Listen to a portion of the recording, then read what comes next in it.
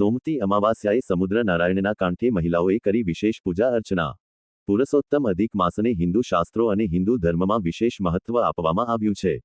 ધાર્મિક માન્યતા મુજબ આ પવિત્ર માસ દરમિયાન કરવામાં આવતી ભગવાનની ભક્તિ, પૂજા અર્ચના તેમજ દાન પુણ્યનું અનેક ગણું ફળ પ્રાપ્ત થાય છે અને તે વ્યક્તિના જીવનમાં સુખ, શાંતિ અને સમૃદ્ધિનું કારણ બને છે।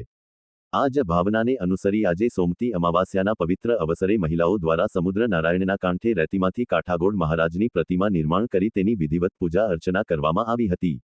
સમગ્ર અધિક માસ દરમિયાન મહિલાઓ દ્વારા સમુદ્ર નારાયણના કાંઠે નિયમિત રીતે ધાર્મિક વિધિઓ અને પૂજા અર્ચનાનું આયોજન કરવામાં આવ્યું હતું।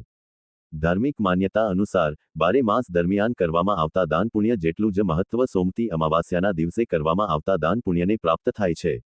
તેથી આ દિવસે કરવામાં આવતી સેવા, ભક્તિ અને સત્કાર્યોને વિશેષ પુણ્યદાયી માનવામાં આવે છે।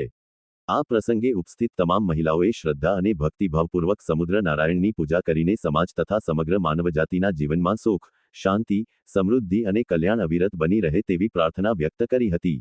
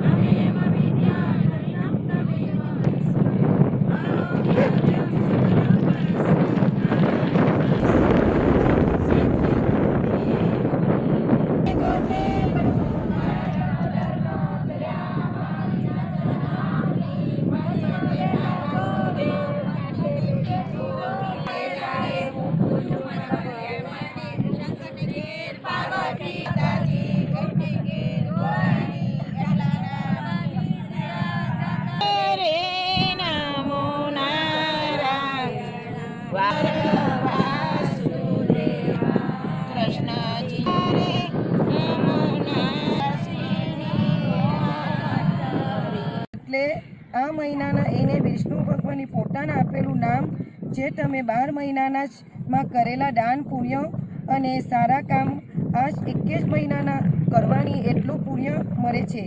આ માસ મહિનાને અમારી માછી સમાજની બહેનો દર સવારે દરમિયાન સ્નાન કરીને કિનારા ઉપર પુરુષોત્તમ ભગવાનની પૂજા કરે છે। એટલે સમાવતી અમાસના દિવસે સમુદ્ર નારાયણ કિનારેની ગોર મહારાજની બી પાસે દાન કરવામાં આવે છે। એક માસ દર 3 વર્ષે આવે છે અને અમે દરેક મહિલાઓ દર સવારે સ્નાન કરીએ, પૂજા કરીએ, કાઠાગોળની પૂજા કરીએ, દરિયાનું પૂજન કરીએ, એ બધા સાથે મળીને પૂજા કરીને પછી સ્નાન દાન પ્રદાન કરીએ।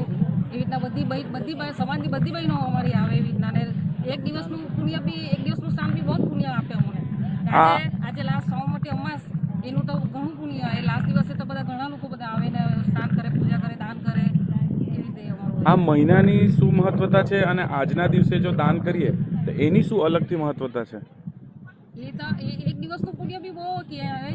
અધિક માસ અધિક વધારે પુણ્ય લાગે। આજે વધારે એ 3 વર્ષે આવે અધિક માસ ને દર વર્ષે અમે આ આખો મહિનો પૂજા કરીએ અમે આખો મહિનો પૂજા કરીએ, સ્નાન ધ્યાન કરીએ। આજે છેલ્લા દિવસે ઉજવણું હોય, બ્રાહ્મણને જમાડો બોલાવે, બધા દાન કરે, પુણ્ય કરે, એ વધારે મહત્વ।